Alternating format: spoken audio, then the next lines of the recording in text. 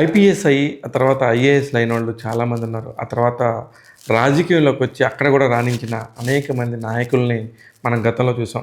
ఇప్పుడెందుకు ఈ టాపిక్ అంటే, సరిగ్గా ఇలాంటి ఒక టాపిక్‌తోనే 'గేమ్ చేంజర్' అనే సినిమా విడుదలైంది. రామ్ చరణ్ 6 సంవత్సరాల తర్వాత సోలో హీరోగా వచ్చిన cinema 'game changer'. Dil Raju నిర్మించిన ఈ సినిమాని దర్శకుడు శంకర్ దర్శకత్వం వహించారు.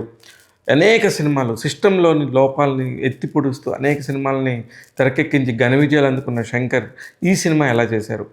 ఈ సినిమా పాయింట్‌కొచ్చేసరికే ఒక మొట్టమొదటి సీన్‌లోనే ఒక ఐపీఎస్ ఆఫీసర్ నుంచి ఐఏఎస్‌గా మారిన ఒక ఆఫీసరు తన సొంత జిల్లాకి ఐఏఎస్ మీద వస్తుంటారు కలెక్టర్‌గా.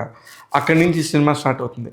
ప్రతి దగ్గర గూడా ఎన్ని ఎమోషన్స్ క్యారీ చేయొచ్చు, కానీ ఎక్కడ గూడా ఈ సినిమాలో ఎమోషన్స్ ఏం క్యారీ అవ్వలేదు. ఇకపోతే చాలామంది ఆర్టిస్టులు అంటే సుమారు ఒక 40, 50 మంది పేర్లు తెలిసిన నటీనటులు ఉంటారు, కానీ ఎక్కడ ఎవరు రిజిస్టర్ కాలేదు. ఒక రామ్ చరణ్ ద్విపాత్రాభినయం చేశారు. తండ్రి అప్పన్న పాత్రలోను, అలాగే కొడుకు రామ్‌నందన్ పాత్రలో. వీళ్ళిద్దరి పాత్రలు, అలాగే అపోజిట్ పాత్రలో ఉన్న ఎస్‌జే సూర్య, సీఎం పాత్రలో ఉన్న శ్రీకాంత్. వీళ్ళ వరకే ఎక్కువ కనిపించారు తప్ప మిగతా వాళ్ళు ఎవరికి పెద్దగా స్కోప్ లేకుండా పోయింది. సముద్రకని, నరేష్, సత్య, ప్రియదర్శి ఇట్లాగా చాలామంది ఉన్నా సరే ఎవరిని కూడా సరిగ్గా ఉపయోగించుకోలేదు. ఈ ఇది మాత్రం చాలా అంటే అసలు ఎవరు ఊహించలేని దెబ్బ అనమాట. సినిమాకి వెళ్ళిన వాళ్ళు ఫస్ట్ హాఫ్ అంతా చూసి ఓకే, ఇంటర్వెల్ బ్యాంగ్ చూడగానే అరే చాలా బాగుంది, చాలా కొత్తగా తీశారనుకున్న టైంలో ఒక్కసారిగా సెకండ్ హాఫ్ అంతా కూడా డిస్కనెక్ట్ అయిపోతుంది. మనం ఎక్కడెక్కడో చూసిన సినిమా సీన్లా కనబడుతూ ఉంటాయి. 3 సార్లు ఆ ఫ్లాష్ బ్యాక్ సీన్లు రావడంతో కొంచెం ఇబ్బందిగా అనిపిస్తూ ఉంటుంది ప్రేక్షకుడికి. ఇకపోతే రామ్ చరణ్ ఎలా నటించారు? రామ్ చరణ్ పక్క ఐపీఎస్‌గా, పక్క ఐఏఎస్‌గా, గతంలో ఒక తండ్రి పాత్రలో, అప్పన్న పాత్రలో ఒక ఉద్యమకారుడిలాగా ప్రతి దగ్గర కూడా చాలా పర్ఫెక్ట్‌గా అనిపించారు. అతను నటన పరంగా కానీ ఎక్కడ లేదు, కానీ కంటెంట్‌లో దమ్ము లేకపోతే ఎవరు మాత్రం ఏం చేస్తారు? కథలోనే రాసుకున్న కథలోనే ఎక్కడో ఎమోషన్ మిస్ అయింది. దాదాపు 2 గంటల 45 నిమిషాల పాటు ఉన్న ఈ సినిమాలో ఒక 5 నిమిషాలు కూడా ఈ ఈ 5 నిమిషాలు అత్యద్భుతంగా నడిచింది అన్న ఫీలింగ్ అయితే లేదు, ఎక్కడ కనిపించలేదు.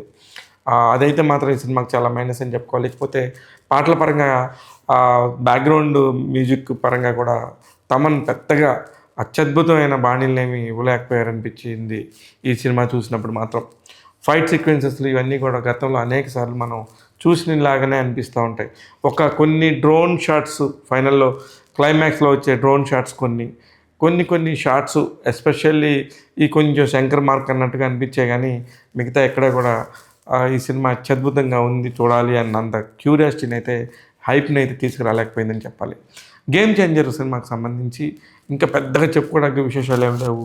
కీరా అద్వాని, అంజలి ఇద్దరు హీరోయిన్లు ఉన్న అంజలికి ఒక మంచి సాంగ్, కొంచెం పర్ఫార్మెన్స్ ఓరియంటెడ్ పాత్ర అయితే దక్కిందని చెప్పుకోవాలి. కీరా అద్వాని ఉండాలి కాబట్టి హీరోయిన్ పాత్రలో ఉన్నట్టుగా అనిపించింది. ఇలా చాలా పాత్రలు కూడా అలా మిగిలిపోయినాయి. ముఖ్యంగా రాజీవ్ కనకాల పాత్ర చాలా మంచి పాత్రలాగా అనిపించింది. రాజీవ్ కనకాల, సముద్రకని వారి పాత్రలు వాళ్ళిద్దరు కూడా కొన్ని సీన్లకే పరిమితం అయ్యారు తప్ప పెద్దగా వాళ్ళకి ఈ సినిమా వల్ల వాళ్ళకొచ్చే కొత్తగా వచ్చేది ఏం లేదు. ఇలాగా ఈ సినిమా అంతా కూడా ప్లస్ మైనస్ అన్నట్టుగా వెళ్ళిపోయి చివరికి మైనస్లో మిగిలిపోయింది. గేమ్ చేంజర్ సినిమాకి సంబంధించి ట్యాగ్ తెలుగు ఇస్తున్న రేటింగ్ 2.5/5. నేను మీ శివ మల్లాల.